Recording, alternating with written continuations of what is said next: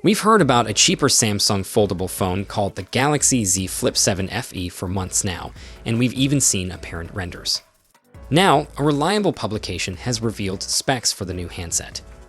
Galaxy Club has revealed specs for the international version of the Galaxy Z Flip 7 FE, model number SMF761B, and it seems like they're aiming to make foldable phones more accessible by cutting down on costs, which is probably why they're using the Exynos 2400 instead of the more powerful Exynos 2500.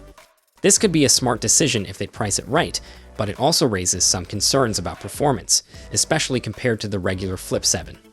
If they're trying to make foldables more mainstream, they need to strike a good balance between affordability and usability. The camera situation is pretty much expected. Samsung is known for recycling hardware to keep costs down on FE models. The fact that they're using the same 12-megapixel primary and ultra-wide cameras from the Galaxy Z Flip 5 isn't shocking, but it does mean we shouldn't expect major improvements in photography. If you're someone who values camera upgrades, this might not be the most exciting release. The 10-megapixel selfie camera is fine, but again, nothing groundbreaking.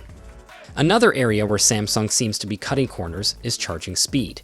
With only 25 watts fast charging, it feels a bit underwhelming for a device launching in 2025. Many flagship and even mid-range phones now support much faster charging, so this could be a bit of a letdown for power users. And as expected, Samsung is continuing the trend of not including a charger in the box, so be ready to buy one separately if you don't already have a compatible adapter. One big question that remains unanswered is the pricing.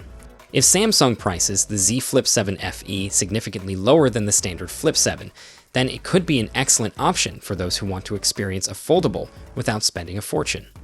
However, if the price gap isn't that big, most people might just opt for the regular Flip 7 instead. Samsung will need to be strategic with its pricing if they want this FE model to succeed.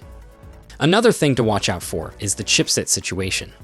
While the international version is expected to feature the Exynos 2400E, it's unclear whether the North American model will use the same processor or if Samsung will switch to a Snapdragon chipset, as they sometimes do.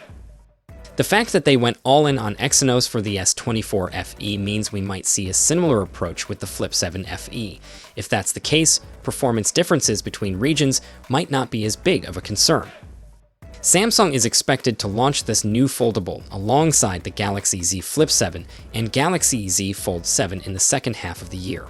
While we still don't have official confirmation on the pricing or full specs, it'll be interesting to see how the Fan Edition model stacks up against its premium counterparts. So, what do you think? Would you be interested in a more affordable foldable, or do you think Samsung should just stick to premium foldables? Let's discuss in the comments. Until next time, take care.